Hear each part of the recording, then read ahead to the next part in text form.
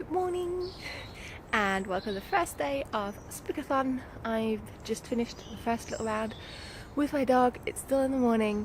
I cheekily started reading my first book yesterday though, so I'm about 70 pages into Remember Mia, which is also the book that I'm going to pick up, sprinkled throughout the day whenever I have time. I'm working from home though this week, so that does mean that I'm hoping to be able to take breaks throughout, tea breaks, food breaks, and then I can always read at the same time, so hopefully I'll actually get through the book pretty quickly. Now I still have to wake up though, have some breakfast, and find my dog, so I'll check in with you later. It's still day one of the Spookathon and I haven't read anything so far, so redeem that a little bit. I'm going to take a bit of a lunch break now. I'm going to continue reading Remember Mia by Alexandra Burt, and yeah, take it just like 20 minutes or so, see how far I get. Maybe 20 pages, something like that. Maybe I'll just say I'll read another 20 pages, and then I'll have to go back to work.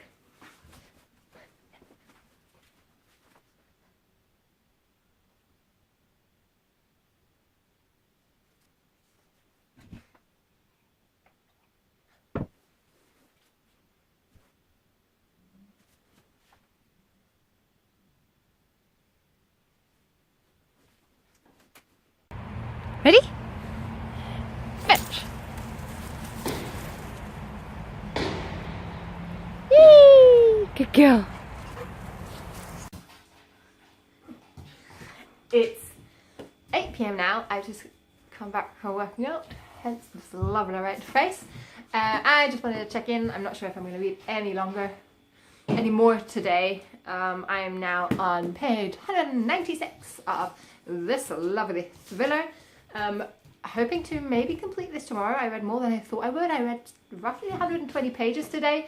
This is turning out to be a bit meh. I thought this would be much more of a sort of domestic psychological thriller, which is probably my favourite kind of thriller. But either the author is now throwing in a, is it called a herring? Something that's supposed to throw me off track. And that would turn it into a bit of a sort of more straightforward plot or whodunit kind of thing. Or this is just supposed to throw me off track and it'll be totally different. Out of breath.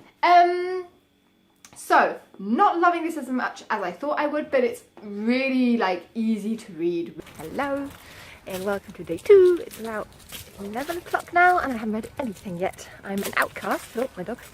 Because we have builders in our apartment and I'm looking for a cafe to sit in and read because my favourite one in the neighbourhood is closed, which is a bit of a bummer. So yeah, I'll check in with you later. Hopefully I'll manage to finish my filler today, and if not, then I don't know. I hope the builders finished all our windows. Yeah, check in with you later. So I've given up.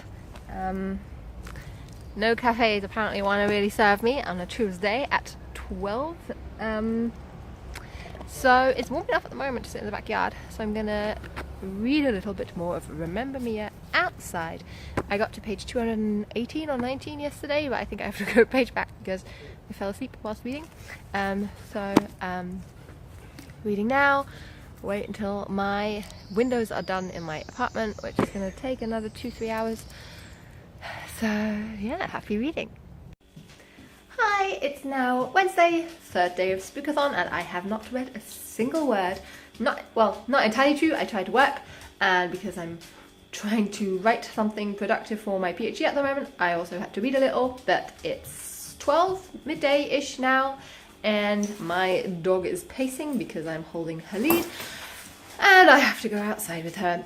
So no reading so far. I did finish Remember Mia yesterday, so I'll give you a little recap of that later. And I read the first 18 books, that would be nice, 18 pages of, what's it called, Lamb. So I'll let you know my exactly, I'll let you know my first thoughts on that too. But now I gotta go outside and yeah, talk to you later. She ain't waiting. You ready, Bonnie?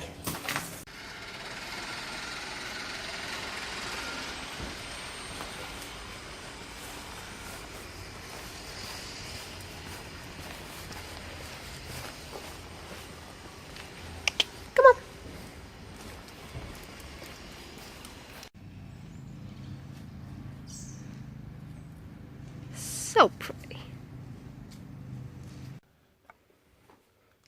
Hi, so it's about 1 now and I'm enjoying the fact that my head looks like it's the head of a dog. Oh, blanket. Yeah, so I thought I'd give you a little bit of a mini wrap up of the first and only complete book I read so far in the Spookathon. Remember Mia by Alexandra Burt. This is what I thought it would be, a relatively straightforward domestic psychological thriller, which I think is my favourite type of thriller. I think I might have said that before. And the story unfolds with the main character, whose name I've already forgotten, which is not very good for Estelle. Estelle is in a car accident. Oh, it's really distracting with the dog staring me down. Yeah. She's been in a car accident, and upon waking in the hospital, remembers that her 7-month-old daughter is missing. So a sort of kidnapping story unfolds. She tries to figure out what happened to her daughter. But we soon come to realise that she's a very unreliable narrator because she has suffered quite a lot of memory loss due to this heavy car accident she was in.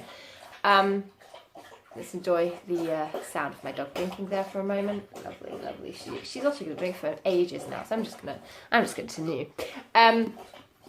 And she starts working with a psychiatrist who specialised on memory loss. And I think this whole focus on memory loss was what bugged me the most. So suffice it to say, I did not enjoy this book very much.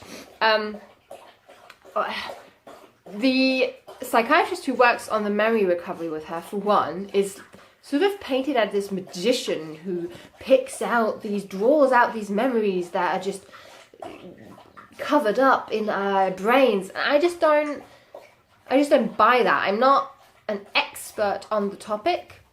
I've studied psychology though, and even though I don't know everything, I did think it was very simplistic, this explanation that yes, you can damage something in the brain and then memories are just gone, but also you can just suppress them and you just need the right trigger, like a smell. Like there's also all kinds of like olfactory sensations in this book all the time, and then plop, the memory's back. I just found that an incorrect depiction of how memory works, which bugged me, and B, what bugged me possibly even more was that I feel like that was the whole trope that the book relied on to create suspense. Because she doesn't remember everything, we don't know how the book ends.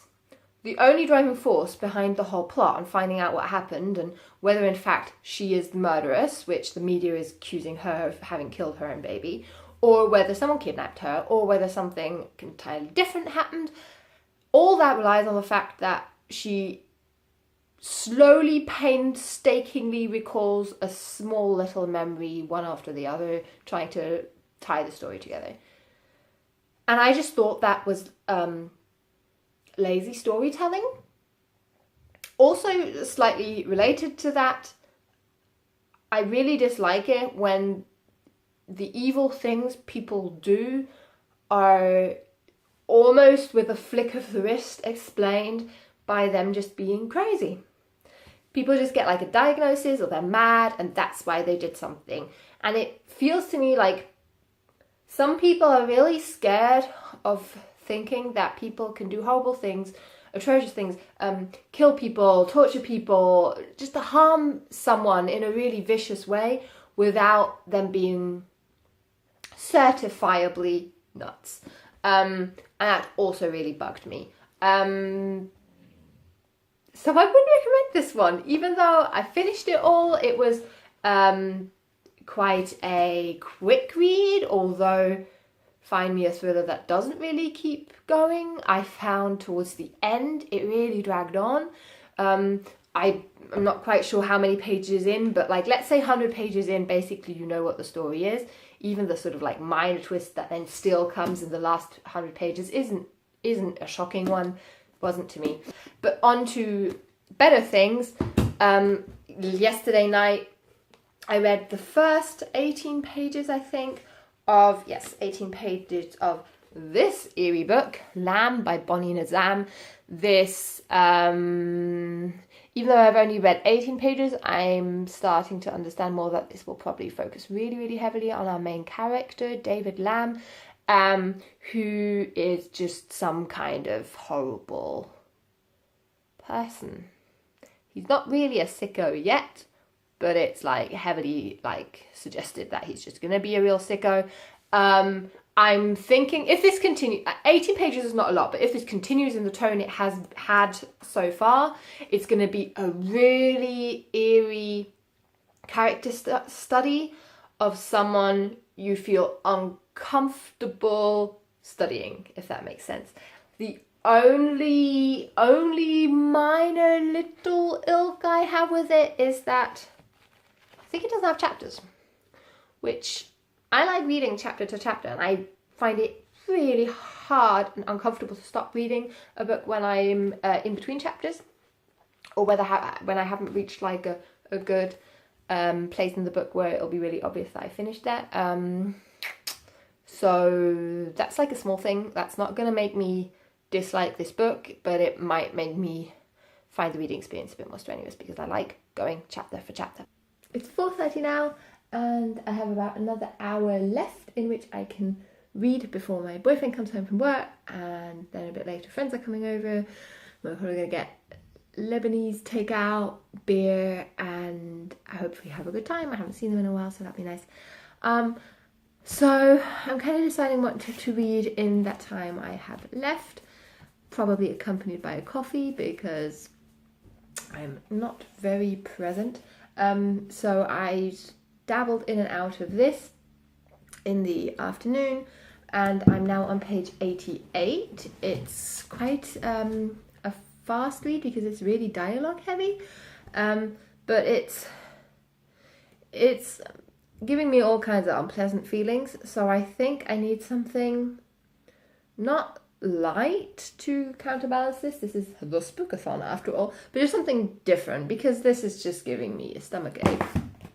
Not because it's bad, just because of, you know, paedophilia. So I have these 3 to choose from, so I have to kind of think, what do I want to read in parallel and what do I feel like now? I'm thinking I'm going to put this on the back burner because this is just another thriller, which I didn't read too many great things about on Goodreads. It's just from the library, and because I've got one not convincing thriller under my belt now, I do not feel like being disappointed again. So then it's between these two, which I really want to read In Cold Blood, but yet again I feel like I'm putting it off like I have for years. I've had this for literally years. So I feel like I should start with this one, but I'm probably going to read this one for a little bit because I think this will be super, super quick and then be a bit of a, you know, cheer me on a little. Good morning. It's about 8:30 now on Thursday, the 4th day of Spookathon, and I finished The Coma by Alex Garland yesterday night. It's a really, really quick read because of all of these illustrations. And it's, what is it? It's the recollection of a guy who's in a coma. I guess that's a bit of a spoiler, but on the other hand, it's also called The Coma, so do with that what you will. And it's written almost in dream sequences, and he really plays with what could have happened in those blank spaces in between chapters that we don't get to read. So it's quite an interesting exploration, really, of what you can do in a book. I've also seen this being called a novella. I don't actually know what the definition of a novella is. It is short, so maybe that's the definition there. So I think it's a really interesting one. I'm not sure whether I'd necessarily recommend it though for someone who's interested in a really sort of riveting plot or fascinating character, because we don't get much of either. It reads a lot like a short story.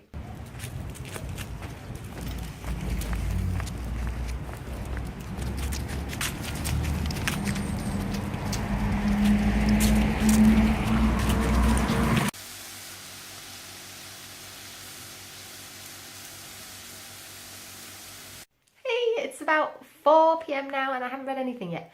So I'm going to sit down, have some tea and some Lebkuchen, which I don't know what that would be in English, Christmas chocolate, sweets stuff, and continue reading on in Lamb. Hopefully get, I want to get at least halfway through so that I can feel like I will actually finish this book still during the Spookathon.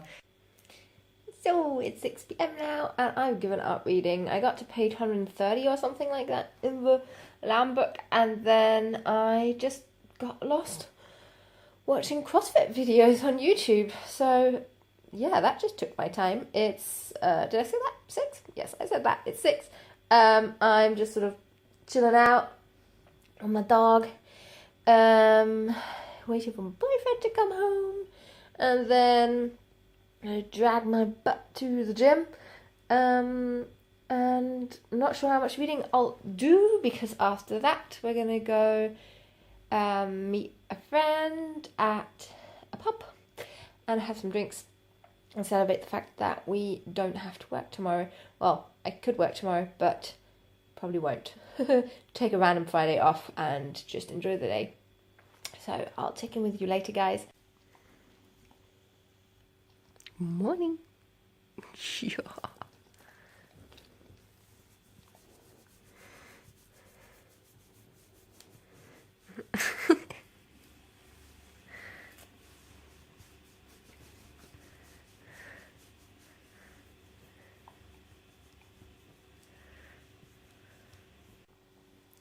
Hey, it's 10 to 11 now and I haven't done any reading. So I'm really tired. I'm on page 138 in the Lamb and I'm thinking I'll read like a few pages before bed, but won't manage much. We just spent the day with family and I didn't want to be asocial and go home to read, but instead we walked through town. It was nice outside, so it was worth doing that. I had my MMA class in the evening and then we just sat around, met our family again, talked to them and played card games. So yeah, I also missed out on cozy reading night, which I'm a bit sad about actually, to be honest. But yeah, tomorrow hopefully more reading. The weekend of the Spookathon is still there, and I'm gonna go to bed now. Good night. Good night. Hello everyone, it's Saturday and it's 4 p.m. now. Already pretty late and I'm only sitting down now. We still met family today that was staying in town. They've left now though and I get to sit down for a little bit whilst my boyfriend is out doing the sort of big week shop, which is nice.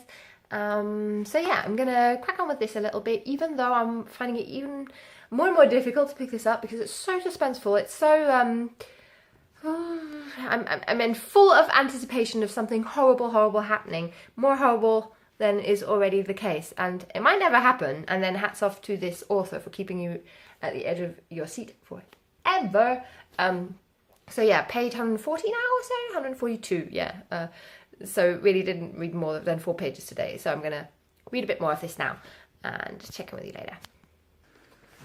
Hey, it's 7:30 now and I finished Lamb by a lady called Bonnie, I don't really know, Nadzam. This book, which I was wondering whether it would be a thriller reading it in Spookathon, and it's really not. In fact, the one reason why I'm not quite sure how I'm going to rate this and how I feel about it is that it's really not plot heavy at all. Characters do get explored, although even that, not really far into depth. A lot of it's left to the imagination, which I like, I think, but then what you get to imagine is quite horrible. So it is the story of a very, well, either very unhappy or just very cruel, it's kind of up to you to decide, I think 54-year-old man who strikes up a friendship is really a horrible euphemism with a 11-year-old girl. This also plays towards the childhood fear that is part of one of the prompts of the Spookathon, and yeah, sometimes the story was very Flowery almost literally, as in that they list lots of plants, and sometimes I found myself sort of skimming over those sentences, being a bit bored by that. And I think I also kind of wish a little more would have happened. But I really like the writing style is quite interesting in as much as there's no chapters, but sort of parts. And really often at the beginning, the author chooses to say, imagine you are, and you do really get pulled in. And the end, even though not that much is happening, I really found myself not wanting to stop, because I wanted to find out if something horrible happens. And now I think I'm being stopped for dinner, so I'll check in with you later. But this is book 3. Check. Good morning, it's Sunday, it's the last day of the Spookathon. It's, what time is it now? 10. Oh god, it's already 10 o'clock. I thought it was earlier. I haven't read anything so far, and I also feel like today is kind of the battle of the readathons, because the autumn readathon starts today, and I've gotten a bit distracted by that. I just filmed the TBR for that, and I've decided to pull In Cold Blood into that week, because I didn't get to it during the Spookathon. Maybe I'll start it today, but I'll definitely not finish it in one day. So it's a little preview of what I'm going to do in the autumn readathon. I'll read that. Yeah, and today not that much is planned. My dog is pacing and is bored, so I'll probably have to come up with something to do with her, have some coffee and breakfast now soon. And yeah, it's unfortunately a really horrible day outside, but maybe that's good for a readathon, a rainy Sunday.